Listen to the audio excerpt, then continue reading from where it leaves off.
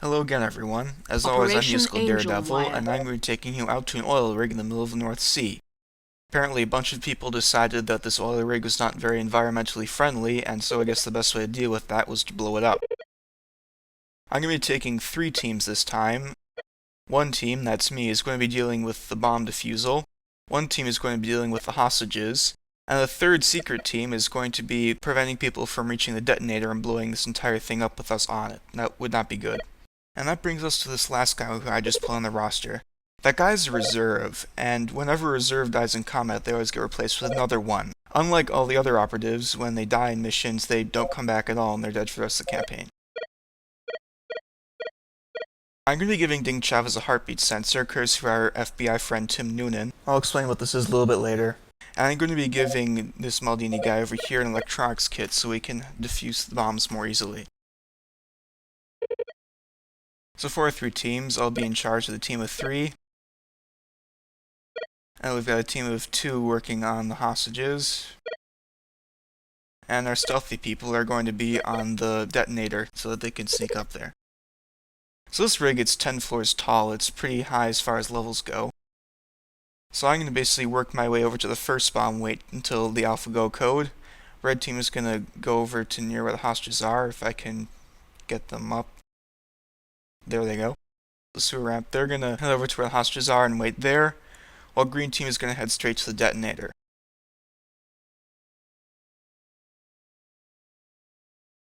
So basically, when I call Alpha, 3 things are going to happen at once. And this is really what go codes are meant for. I'm going to go through and secure both the bombs. Green team is going to go take care of that guy over by the detonator. And red team is going to go secure the hostages. And then all 3 of us will wait till Bravo. Once I call Bravo, all 3 of us will pretty much just meet up at the extraction zone at the very top of the oil rig. So there's our plan, 3 teams, let's go. And now right off the bat we get to have 5 flights of stairs to start the mission, isn't that exciting? You'll notice I let the red team go first. The reason why I did this is because whenever I, the superior Ding Chavez, goes first, the red team decides it's time to race, and so they try and get up the stairs faster than me. It ends up in everyone getting stuck on the stairs and it's ugly and I have to restart the recording. It did happen actually. So anyway, we have 2 hostiles patrolling on this very floor right here, and I've gotten incredibly lucky in that in every single practice run I did and in every single re-recording, they never managed to appear here when I was here. So I'll just head up this ladder. Now you can see the shoes of a hostile right up there, but for some reason they can't see us through that surprisingly opaque metal mesh there. Contact. That's always fun, whenever you hear contact and then just hear a body hit the floor. No bullets or anything, and that's one of the great things about silencers. Let's check down this hallway. That seems that this guy didn't appear either. It's probably who red team took out. Now we're going to head through this break room area here, and on the other side of the door there's our first bomb. And while we're waiting for green team to get to their AlphaGo code point, I'm going to show you this heartbeat sensor. Basically what it allows us to do is it allows us to sense where hostiles are through walls to a considerable distance. Our intel looked pretty good, there are 3 hostiles in there, Alpha, go. So let's go. Threat neutralized. In position. Threat neutralized. Okay, there's one guy up on the balcony. Is he up there? Where is he? Where's that guy? Where's our balcony person? There he is. And there he goes. And here's our first bomb. In position. Make way. And now we're going to watch some bomb detonation Tai Chi. Isn't that amazing? Shh. Bomb neutralized. The bomb is neutralized and it feels surprisingly at one with the world. So anyway, let's get to that second bomb, if I couldn't go the right way. Way back on the planning screen, I specified one of the waypoints as bomb defusal. Now what this meant is that whoever had the electronics kit, in this case Mr. Maldini, would go and defuse the bomb automatically rather than me do it.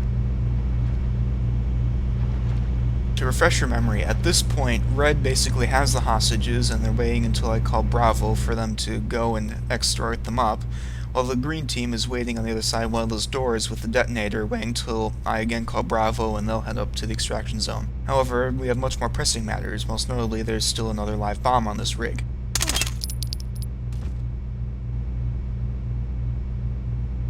So now as you saw on the map, there are quite a few people hiding in there, so I'll use this incredible heartbeat sensor again to take a look, and yep, our intel was good, there's 3 people, so let's go and take care of them. Thank you, auto aim.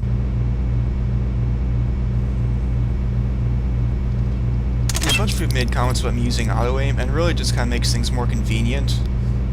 As you can see, the crosshair jumps all over the place and immediately goes. Make way. And now we get to watch our third guy do his magical bomb defusal again. You know, as a regular contributor to the pseudoscience mega thread, I'm actually very concerned about international security if the major counterterrorism group in the world uses magic to defuse bombs. It really leaves me worried. I hope they know what they're doing. So anyway, here's the point where I call Bravo. And oh yeah, I have to actually do it at the point in order to get my map waypoints to clear. Bravo. Go. And now my map works again. And so we'll basically just head up to the extraction zone up here. And oh, there's a small little staircase there. That wasn't very clear on the floor plan. Oh well. Anyway, here's our extraction zone, now color-coded red this time. I'll just stand up here and wait for everyone else to appear.